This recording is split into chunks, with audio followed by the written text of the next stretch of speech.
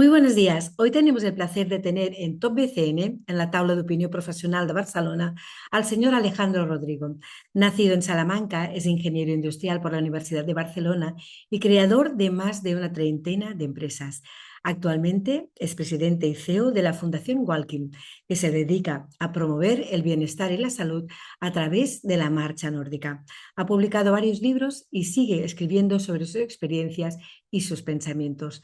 Él es un caminante por convicción y hace más de 5.000 kilómetros al año, el equivalente a más de 6 caminos de Santiago. Alex Walk es su alter ego. Pues la Barcelona actual sigue siendo una ciudad dinámica, pero quizás le falte un poco de, llamémosle, de organización. Hemos ido dando un poco de pequeños tumbos, un poco hacia la derecha, un poco hacia la izquierda, y yo creo que deberíamos de centrarnos un poco más, porque en lo que se centran las sociedades y las personas se expande, creces. Si vas así dando ahora por aquí, ahora por allá, pues realmente pues que queda todo así un poco difuminado y no estamos con esa vitalidad y ese number one que tenemos que ser como ciudad a nivel mundial. La vivienda es algo realmente complejo, o lo hacemos o lo hacen el sistema político lo hace complejo, pero no debería ser tanto, ¿no? Debería ser algo más práctico, más funcional y más en manos de los profesionales. O sea, no tanto políticas que ahora vamos a hacer 50.000 viviendas sociales, que mañana hacemos 50.000 para habitaje de no sé qué, que pasado hacemos no sé cuántas millones y miles y miles y miles de viviendas, y solamente son palabras, ¿no? Entonces yo creo que sería mejor hacer un plan consensuado sobre todo con los profesionales, de tal forma de que veamos las posibilidades que hay. Barcelona, si bien es cierto que poco suelo tenemos, con lo cual tenemos que ir más por el camino posiblemente de la rehabilitación, pero se pueden hacer grandes cosas en rehabilitación, muchísimo, y se pueden buscar muchas soluciones en el tema este, ¿no? Como colegio y como entidad y como entidad social, y sobre todo para el tema de la resolución de la vivienda, que es algo básico, fundamental, y aquí en nuestra ciudad está bastante congestionada, deberíamos de buscar soluciones, ¿no? Yo una que se me ocurre, que le he estado dando vueltas, yo en mis hobbies que hago marcha nórdica y me relaciono con bastante gente relativamente mayor, a partir de los 60, 70 años, ¿no? En muchos casos hay mucha soledad, y esta soledad viene porque se les ha muerto el cónyuge, muchas viudas, por ejemplo, conozco, se les ha muerto el cónyuge, los hijos ya no están, y a lo mejor está la pareja, pero los hijos ya no están, tienen un piso grande, y entonces hay una cierta soledad para esas personas, ¿no? Y realmente una solución que podría ser bastante viable sería reconvertir todas esas viviendas que ahora se infrautilizan, porque a lo mejor tienen un piso de 4 habitaciones y utilizan solamente una, buscar unas soluciones que socialmente fueran razonables a través de todas las instituciones, de tal manera de que, por ejemplo, pues pudiéramos tener un alojamiento estudiantil en esas viviendas, con lo cual resolvíamos dos temas. En la parte, dijéramos, de lo que es la vivienda, esa habitación, ya no vivienda, pero es una vivienda en definitiva, aunque sea una habitación, esa habitación para ese estudiante que viene de fuera, que cada vez va a haber más, y deberíamos de fomentar que hubiera más, porque verdaderamente un estudiante es muy atractivo a nivel Europa. Yo viajo, por ejemplo, por Europa, y cuando hablas de ¿cómo? ¿De Barcelona? ¡Oh! ¡Ah! Es lo primero que te dicen, no solamente si dices que eres de España, pues bueno, pero cuando dices Barcelona, automáticamente es un símbolo de admiración, con lo cual eso deberíamos de aprovecharlo, ¿no? Y entonces todas estas personas que quieren venir a Barcelona debemos de buscar un alojamiento y una opción, sobre todo para toda la parte estudiantil, o las personas que vienen aquí a hacer algún evento o lo que fuera de trabajo temporal, podría ser una solución bastante viable, porque ahí seguro que hay una cantidad de miles de metros, pero miles de metros cuadrados infrautilizados, y podría ser una solución, un camino en el cual poder desarrollar toda esa dijéramos, superficie en unas soluciones asequibles para la persona que viene, y también muy agradecidas para la persona que está, porque puede tener un poquito de dinero, y sobre todo pues también le va a cubrir tener una persona en casa que le trate un rato y que tenga unas condiciones de quitar esa soledad tan grande que pueden tener esas personas. Bueno, los lobbies son importantes, cada vez, evidentemente, individualmente, poca fuerza hacemos en ningún sitio. O sea, contra otro individuo podemos hacer fuerza, pero en el momento de que nosotros nos relacionemos con grupos, dijéramos, políticos, grupos sociales, empresariales o sociales importantes, evidentemente pues lo mejor sería canalizar todo ese esfuerzo, toda esa fuerza a través de un lobby que canalizara bien todos los conceptos, las ideas y sobre todo pues lo que realmente la meta, que es donde quisiéramos llegar, y entonces con esa fuerza podríamos negociar mucho mejor ese camino hacia esa meta, ¿no?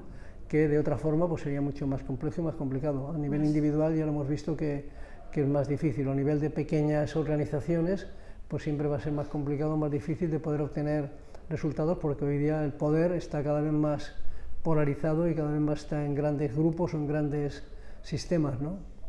Bueno, pues yo nací empresario un poco de casualidad, como imagino que les ha pasado a muchos, ¿no?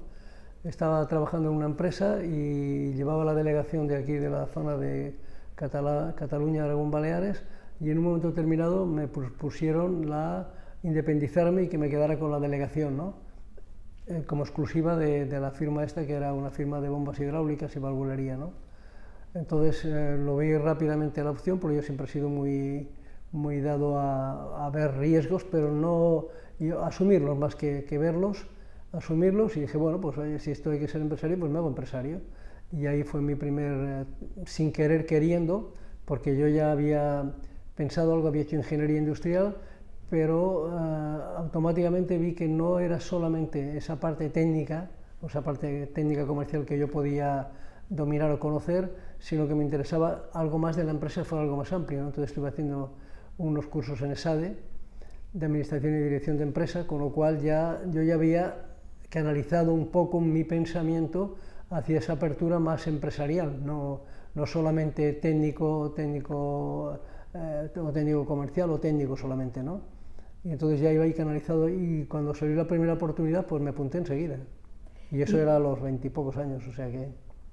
Bueno, una vez que te pones en el tema, yo creo que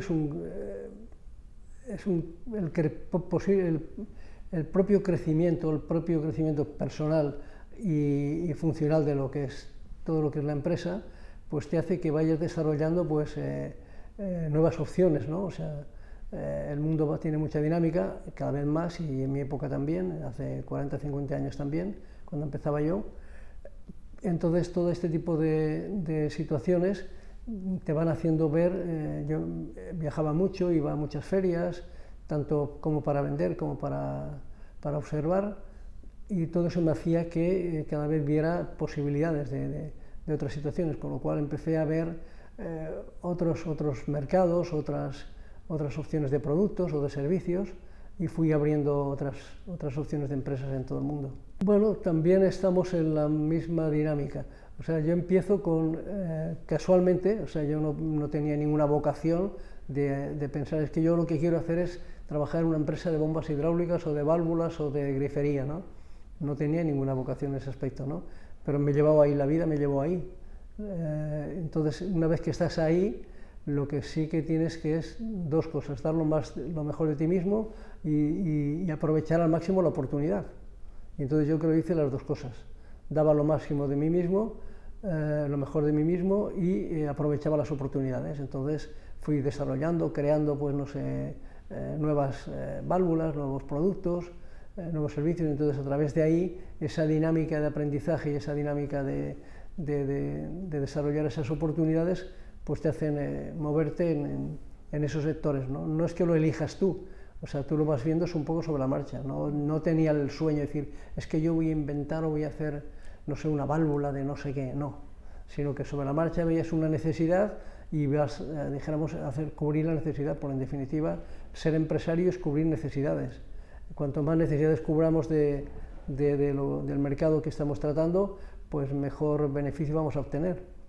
De tal manera de que yo en este caso pues iba viendo, y pues iba desarrollando productos, iba desarrollando cada vez más, iba a muchísimos lugares para observar, para ver, para aprender, y todo eso hace que, como digo, centrándome en el sector que yo estaba, pues ir ampliando todo lo que a su alrededor iba ocurriendo. Yo no le hice caso, así sencillamente, ¿no? O sea, yo me puse a caminar y entonces no vi qué camino tenía delante, si era muy pedregoso, si era muy liso, si había una alfombra roja o estaba enfangado o cómo estaba, ¿no? O sea, no lo pensé, no pensé el riesgo, ¿no? Entonces, lo que sí que soy una persona que acepta perfectamente la adversidad. O sea, si hay un inconveniente, busco la mejor solución lo antes posible. Por ejemplo, uno de los hechos que realizo es pensar el caso más desfavorable.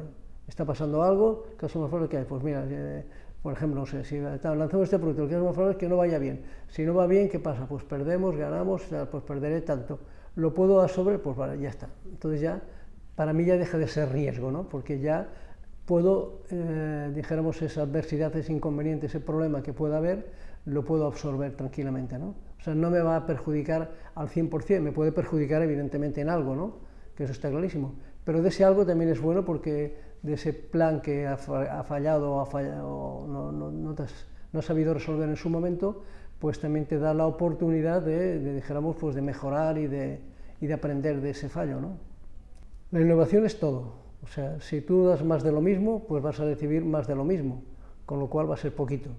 En cambio, si tú vas dando algo, como digo, resolviendo un problema diferente, aunque sea parecido, pero de una manera diferente o con una solución diferente, entonces vas a obtener mucho más beneficio, con lo cual la innovación es vital para las empresas.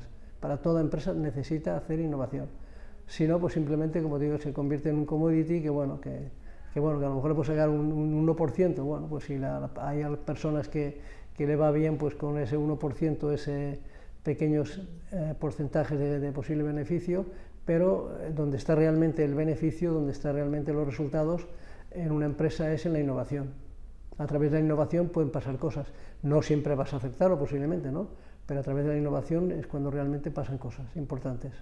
Bueno, pues mi fracaso más importante ha sido más que nada con socios.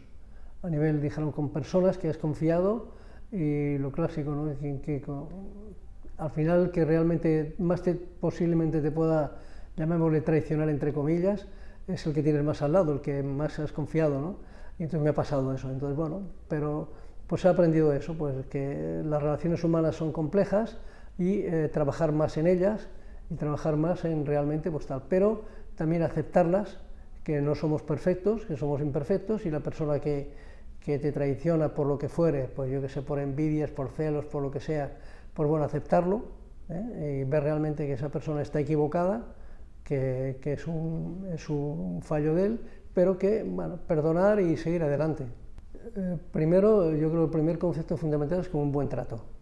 O sea, si tú a las personas les das un buen trato, es mucho más fácil que la persona se involucre en el proyecto y realmente también saque el máximo potencial de esas personas, ¿no? Que es de lo que se trata, ¿no? Si tú a las personas las tratas que se sientan incómodas, que no vayan a estar a gusto contigo, no estén cómodos, pues esas personas evidentemente van a estar siempre mermando en su pensamiento, ¿no? Y hacer que esa persona no esté jugando en el trabajo, sino que esté realmente pensando lo mejor posible para esa acción que tenga que hacer de su mundo laboral o de ese punto laboral que esté realizando en cada momento, pues es fundamental y es importante dijéramos, del líder o del empresario, ¿no? Bueno, el liderazgo al final no es un tema de más conocimientos y que tengas más currículum o más carreras, ¿no? o que seas el más sabio del grupo, ¿no? El liderazgo es el que la persona esta que, como digo, sabe motivar, sabe que las demás personas que haga, de las demás personas hagan lo mejor, den lo mejor posible de ellos y hagan lo mejor posible. Entonces, ese es el líder realmente que hace que las organizaciones o los sistemas funcionen. Y sobre todo, ese líder que esté, dijéramos, en calma, que sea justo, un líder que tenga valores y que los demuestre realmente pues, al grupo, ¿no? Porque si no tienes esta demostración y tú solamente son órdenes y son tal, pues la gente pues al final se cansa de esto, ¿no? En cambio, si tú le estás motivando y realmente te ven en ti una serie de valores importantes para ese liderazgo, pues realmente las personas siguen y aceptan perfectamente de que lo mejor para la organización es esto, ¿no? Como decía Marco Aurelio en una de sus citas, es un gran estoico, decía, lo que es bueno para la abeja es bueno para el panal, y lo que no es bueno para el panal no es bueno para la abeja. Por lo tanto, lo que tenemos que hacer es eso, ¿no? Es intentar hacer estas sociedades en las cuales haya evidentemente unos líderes, pero que sea bueno para todos, ¿no? No sea solamente bueno para el empresario, solamente me voy a enriquecer yo, nos tenemos que enriquecer todos. Entonces, en ese momento pues podremos decir que el líder está funcionando bien. Que lo haga ya. Que la mejor orientación, ¿no? Que sí. Las cosas es en el ahora, Y los riesgos, por mucho que tengas un plan de negocios, por mucho que tengas todo planificado, por mucho que tal, luego pasará lo que pasará. Y lo único que tiene que ser es tener bien claro que lo que realmente depende de ti, hazlo al 100%. Y lo que no depende, no te preocupes.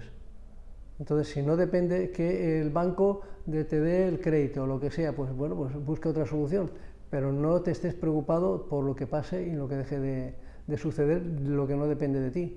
Y eso es un factor muy importante en el desarrollo del mundo empresarial.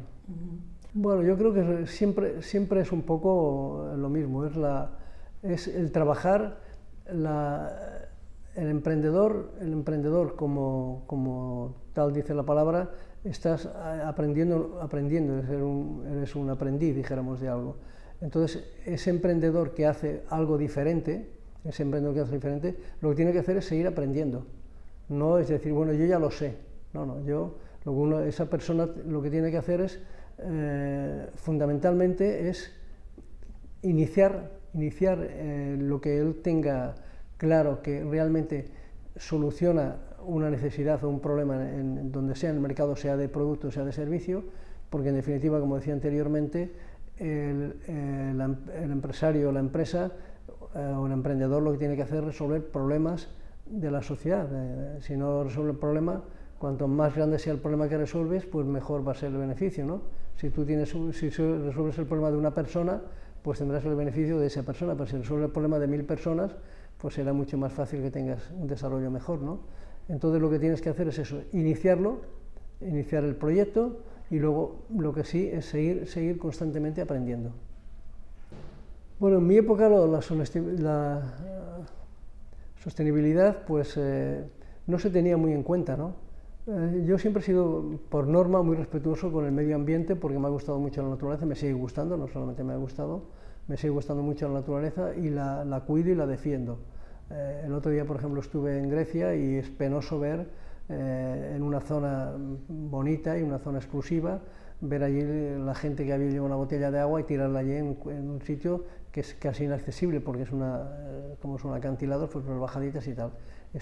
No entiendo cómo aún, eso ya no es solamente un tema, dijéramos, de sostenibilidad, sino es un tema, dijéramos, de educación, ¿no? Entonces, hay personas que no se han educado a que lleve una botella de agua y luego tenga el plástico, lo deja allí tirado en cualquier lado. Yo eso lo he tenido siempre he sido muy cuidadoso, he estado mucho en la montaña y en el mar y siempre he sido mucho cuidadoso. Quizá no con el concepto que tenemos hoy día de la sostenibilidad, pero evidentemente no nos queda otra. Si queremos vivir un poco en condiciones en este mundo, tenemos que cuidarlo. Pero esto es lo mismo que cuando uno está en su casa. Si uno quiere estar a gusto, pues tienes que cuidar la casa, tienes que limpiarla, tienes que mantenerla, tienes que estar. Pues el mundo es lo mismo, es nuestra casa grande, y nuestra casa grande lo que tenemos que hacer es mantenerla bien, ¿no? Entonces, todo lo que sea que mantenerla, ya no solamente que sea sostenible, ¿no? Sino que sea con un crecimiento armónico, ¿no? Entonces, pues iríamos todos mucho mejor y estaríamos todos más saludables y disfrutaríamos más de esta vida que nos toca movernos en ella. Bueno, pues como siempre es la ayuda a los demás. O sea, casualmente me encontré en un momento determinado con el tema ese de la marcha nórdica, entonces vi todos los beneficios que aportaban y pensé, digo, bueno, ¿me lo guardo para mí o lo expando? Y entonces dije, no, lo expando. Entonces empecé pues a moverlo con gente, entonces porque da unos resultados fantásticos y todo lo que hace que ayudes a los demás de una manera sencilla, nada complejo, y económicamente viable. Entonces pues fue lo que me hizo desarrollar pues todas las actividades, porque hay muchas enfermedades que se curarían solamente con la actividad, con el movimiento y sobre todo en la naturaleza.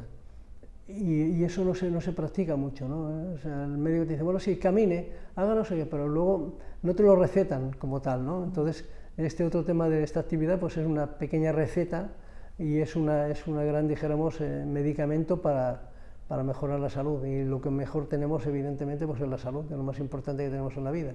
Sin salud no somos prácticamente nada. Ya, sí, porque hago algunas otras cosas, pero bueno, generalmente sí.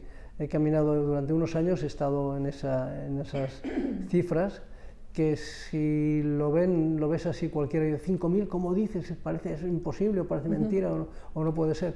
Pues sí, porque si lo haces cada día, al final las cosas que se hacen cada día, lo que es a cada día no es tanto, son 10, 15 kilómetros diarios, tampoco es tanto. Pero bueno, pero hay que hacerlo cada día, lo que no puede ser, y si el día que te lo salta, pues tienes que hacer 20 al día siguiente. Y es un poco la actividad, las pequeñas cosas son las que realmente te dan el resultado grande e importante, ¿no? Si tú dices, bueno, es que yo voy a hacer no sé qué, algo quiero llegar a aquella montaña o aquel sitio, pero tienes que hacer la práctica cada día. Si tú quieres llegar, no puedes llegar ahí, llego y ya estoy arriba, no, tiene que haber un tiempo de realización, ¿no? Y en ese tiempo es el que realmente es el que vale la pena y el que te encuentras bien. Para mí la que estoy enamorado es del Camino de Santiago. Conozco otras que son bellísimas en cuanto a naturaleza, pero yo estoy enamorado del Camino de Santiago. Bueno, ahí curiosamente siempre he sido bastante, no hablo de disciplinado, pero he sido muy bien, he entendido perfectamente lo que es la profesión desde el primer día, de tal forma de que yo lo que realmente yo entendía que dependía de mí y solamente podía hacer yo, es lo que hacía. Todo lo que pueden hacer los demás, que lo hagan los demás. Eso fue, dijéramos, mi norma y mi plan desde, no sé, señor Rodrigo, que hay tal cosa para hacer y tal. Bueno, señorita, esto es del departamento de secretariado, hágalo usted. Cuando no llegue o no sepa, me pregunta, pero yo le puedo ayudar en resolverlo, pero yo no lo voy a resolver. Es lo que tiene que hacer es usted. Entonces yo creo que a través de ese pensamiento que me nació, lo desarrolló así yo de una manera, pues, evidentemente, pues, leyendo y aprendiendo, pero al final me di cuenta, en cambio conocí otros empresarios que no, que lo quieren hacer todo. Claro, si lo hacen todo, pues luego no tienen tiempo para realmente lo que depende de ellos el 100%, y la empresa depende de ellos esa parte del 100%, como decía anteriormente.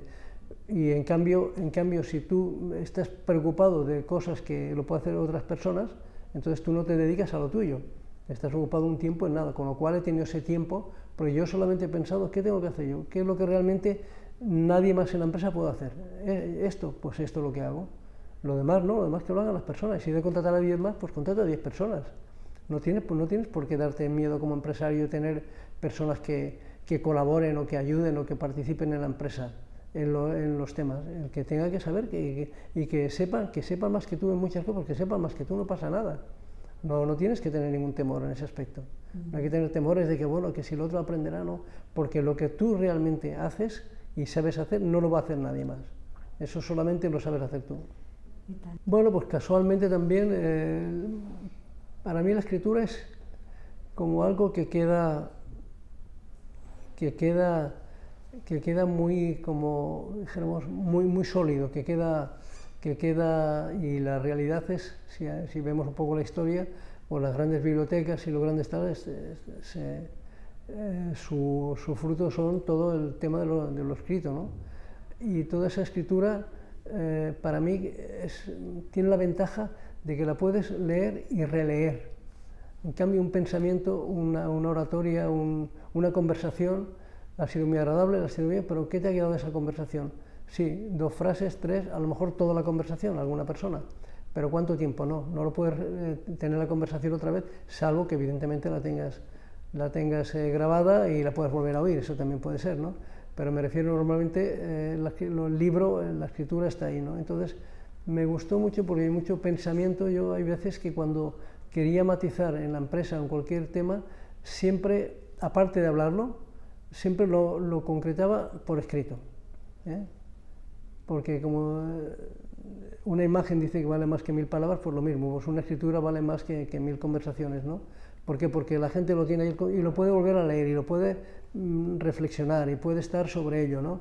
En cambio, en palabras, pues las palabras las escuchamos, que evidentemente tenemos 2 orejas y podemos escuchar por las 2, pero al final escuchamos poquito y resulta que la memoria por ahí pues entrará poquito, ¿no? Entonces, en cambio, las palabras, digo, lo escrito queda mucho más en el tiempo y con la ventaja, como digo, que lo puedes releer, lo puedes volver a aprender y volver a reflexionar sobre el tema, ¿no?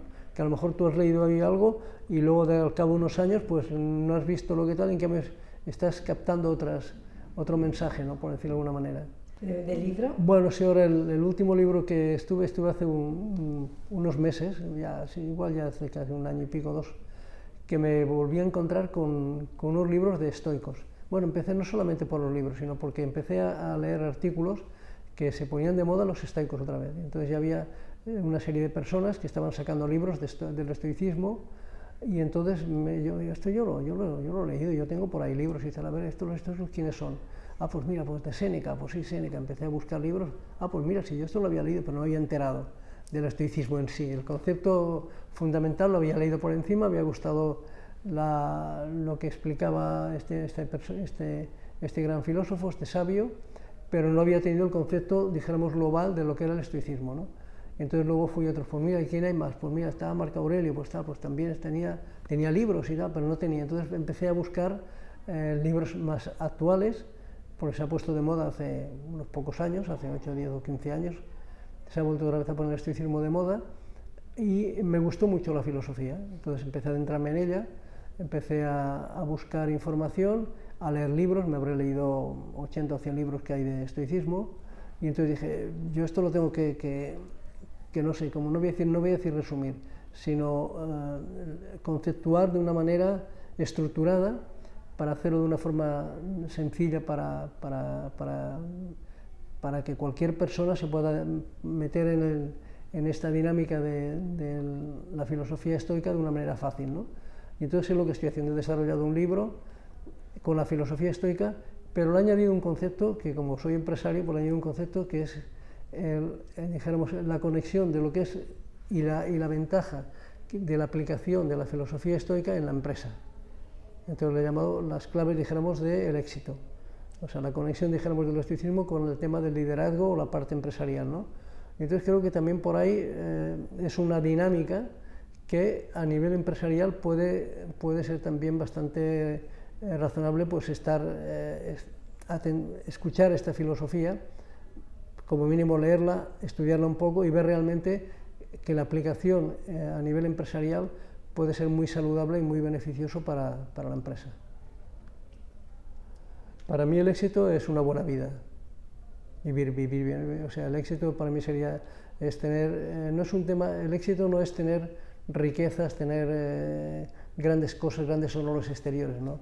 Sino para mí el éxito es tu vida interior. El estar en calma, el estar tranquilo, el estar relajado constantemente, no un ratito, no cuando haces un rato de calma o de meditación, ¿no? Sino constantemente que tu espíritu, tu alma esté en calma y esté